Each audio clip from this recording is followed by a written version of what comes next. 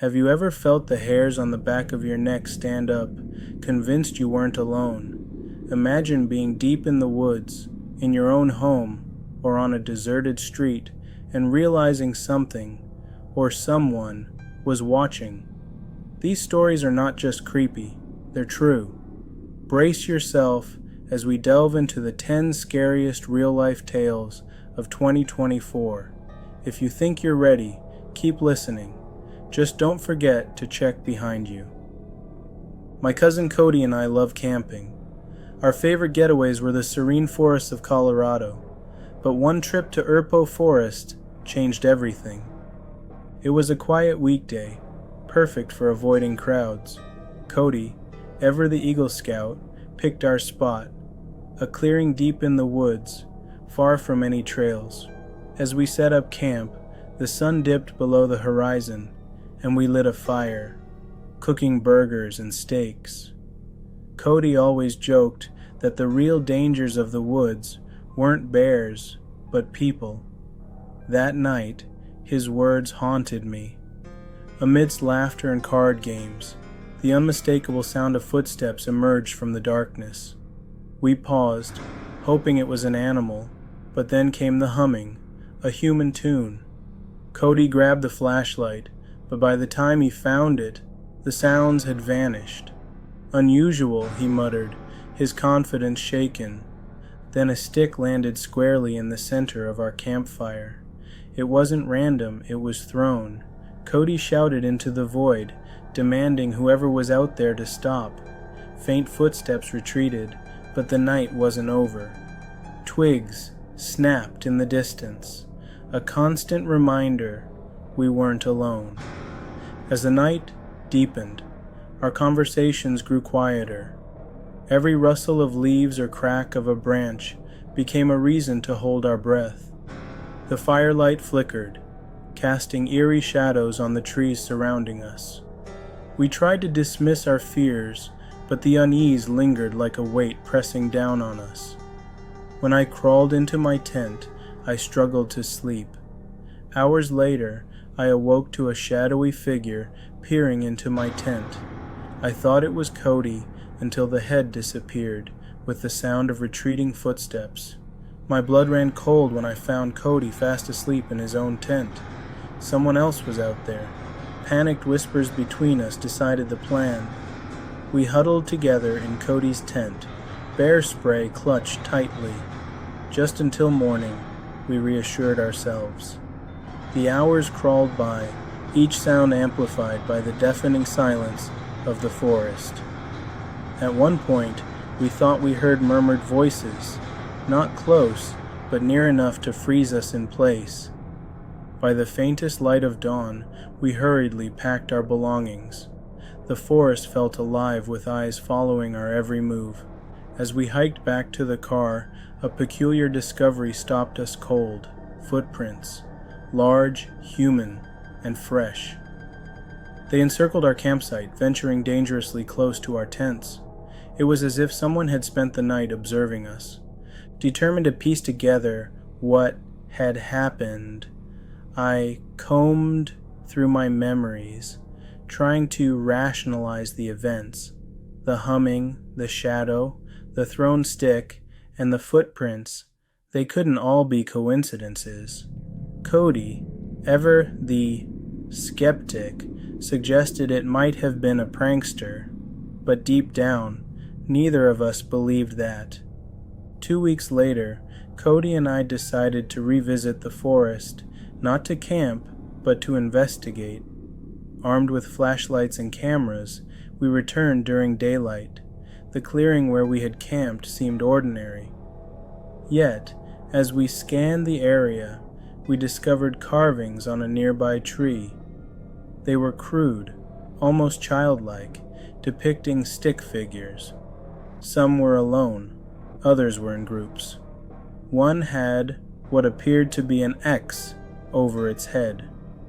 Cody's face paled as he muttered, "This wasn't here before." Our search led us deeper into the woods, where we found a makeshift shelter made of branches and leaves. Inside were remnants of a fire, scattered bones, likely animal, and an old weathered notebook. Flipping through its pages, we found incoherent scribbles, sketches of faces, and symbols we couldn't decipher. The unease that gripped us that night returned tenfold. We took pictures of everything, leaving the site as quickly as possible. That night, back at home, I couldn't sleep. The images from the notebook haunted me. One sketch in particular stuck out, a face with hollow eyes, peering from behind a tent. It mirrored the shadow I had seen that night. I tried researching the symbols online, but they didn't match anything concrete. The closest resemblance was to ancient runes, but their meaning remained elusive. My attempts to rationalize the experience only deepened my fear. The forest, once a place of solace, now felt like a realm of the unknown. Months passed, and Cody stopped talking about the incident, but I couldn't let it go. One evening I received an email from an anonymous sender. The subject line read, "Stay out of Urpo Forest." Attached were photos of the carvings and notebook, identical to ours, but taken years earlier. The sender's message was chillingly simple. They watch, they wait, don't return. Cody, however, was restless. We're not the only ones who've seen this, he argued.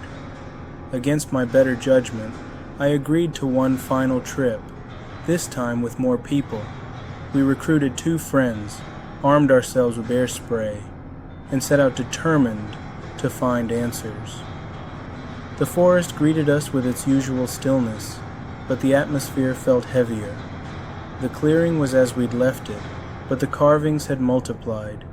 New figures adorned the trees, their poses more twisted, as if depicting struggle or torment. One figure had a crude representation of a tent drawn around it, eerily reminiscent of ours. As the sun began to set, we ventured deeper, retracing the path to the makeshift shelter. It was gone.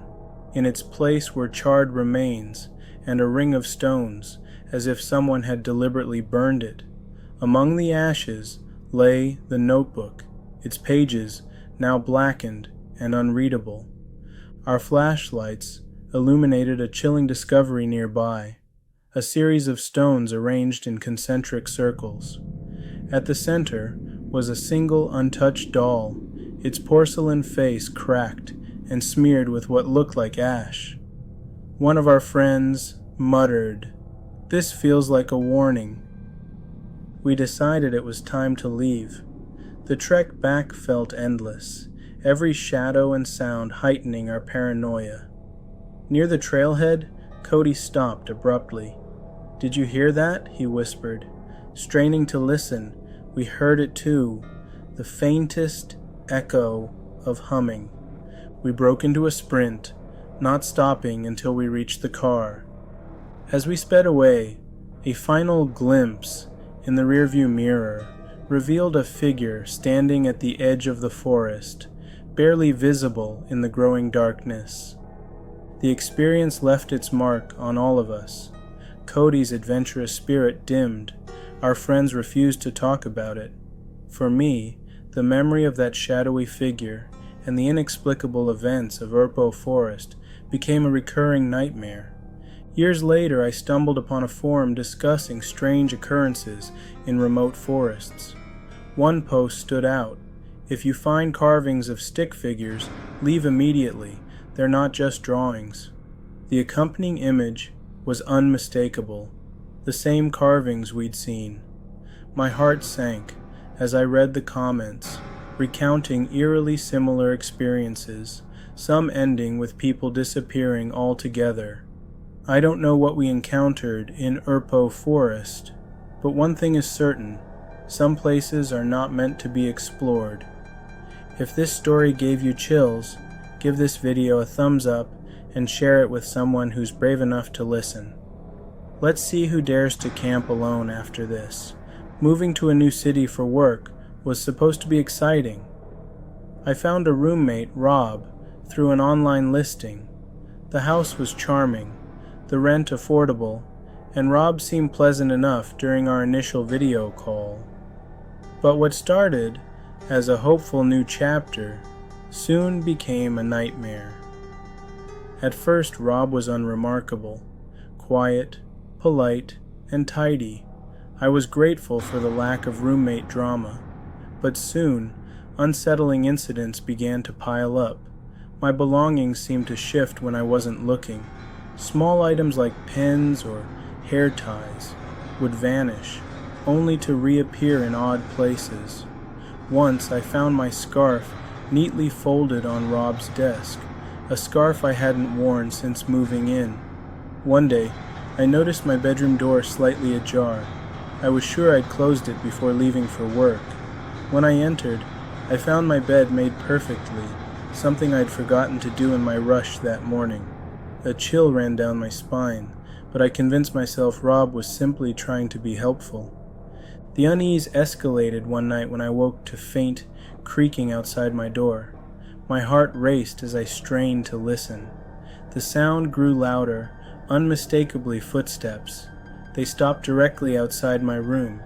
I froze, clutching my phone, debating whether to call for help. But then, the footsteps retreated, and silence returned. The next morning, I decided to confront Rob. I asked if he'd been near my room the previous night. His face betrayed nothing but confusion. "No, I was asleep," he replied. Yet his smile seemed too forced, his demeanor too calm. Unable to shake the feeling of being watched, I installed a lock on my bedroom door. That night, Rob banged on it, demanding to know why I'd locked it. His voice, usually soft, was sharp and angry. "It's my house. You can't just do things like this without asking me," he shouted. I stayed silent, praying he'd go away. Eventually, he did. Days turned into weeks, and the tension grew unbearable. Then, one evening, a woman knocked on the door. She introduced herself as a former tenant and warned me, "Rob isn't who he seems. Get out while you can." Before I could ask her more, she hurried away, leaving me with a gnawing sense of dread. That night, I couldn't sleep. Around 3 a.m., I woke to find Rob standing at the foot of my bed. My scream was muffled as he placed a finger to his lips. "Shh, don't be scared," he whispered. My heart pounded as I bolted upright, grabbing my phone to call the police. Rob tried to stop me, muttering about how he wasn't dangerous, but his presence in my room said otherwise. The police arrived within minutes. Rob denied everything, claiming I'd invited him in, but the officers believed my account, allowing me to pack my belongings under their watchful eyes. I left that night, vowing never to share a space with a stranger again. But the ordeal didn't end there. Even after I moved into a new apartment, the sense of being watched lingered. At first, I chalked it up to paranoia. I double-checked the locks on my windows and doors before going to bed. Yet, every night, I'd wake up at odd hours, convinced I'd heard a creak or whisper in the darkness. Then came the letters. Handwritten notes began appearing in my mailbox. The first one was innocuous. "Hope you're settling in." No signature. I assumed it was from my new landlord, welcoming me to the building. But the notes became stranger. "You look peaceful when you sleep," one read. My stomach turned. Someone knew where I lived and had been watching me. I contacted the building manager, who reviewed the security footage but found nothing unusual. Frustrated, I installed a security camera outside my door. For a week, the footage showed nothing suspicious. But one night, I awoke to a notification on my phone. Motion detected. My heart raced as I opened the live feed. There he was, Rob, standing outside my door, staring directly into the camera. The police were called immediately, and Rob was arrested for violating a restraining order I hadn't even known I needed. As it turned out, he had a history of stalking former roommates. Authorities found a journal in his possession detailing his obsession with me, complete with sketches of my apartment and notes on my daily routine. Though Rob was sentenced to jail time, the trauma of his actions remained. I sought therapy to cope with the lingering fear, but the thought of his release loomed like a shadow. Every knock at the door, every unfamiliar face in the hallway sent me spiraling into panic. Months later, I moved again, this time without sharing my address with anyone except close family. I even changed my name on social media to make myself harder to find. But the scars Rob left were more than physical. They etched into my psyche, a constant reminder of how easily safety can be shattered. What would you do in this situation? Share your thoughts in the comments, and remember to stay vigilant, even in the safety of your own home. It was supposed to be a quiet night. I was 16, home alone, playing video games in my bedroom. It was late, and everyone in the house was out. My parents were at a party, and my older brother was staying at a friend's house. I was used to being alone, but something about this night felt different. There was a tension in the air, like something was just a little off. I was immersed in my game, the clicking of the keyboard filling the room, when suddenly the doorbell rang. It startled me, causing my heart to skip a beat. Who could be at the door this late? I muted my game and cautiously walked to the front door, peeking through the peephole. There was no one in sight. I hesitated for a moment, wondering if I had imagined it, but then the bell rang again. This time I heard a voice, soft, almost fragile. "Hello? Can I use your phone?" the woman asked. I froze. I had been raised to never open the door for strangers, but something about her voice felt urgent. She didn't sound threatening, just tired, almost desperate. Still, I wasn't sure. I responded, "Sorry, I can't let anyone in. The library's just down the street. They probably have a phone." But she didn't leave. I heard the woman's voice drop slightly, and I could hear her shuffling outside. "Please," she said, "I really need to make a call. I'm lost."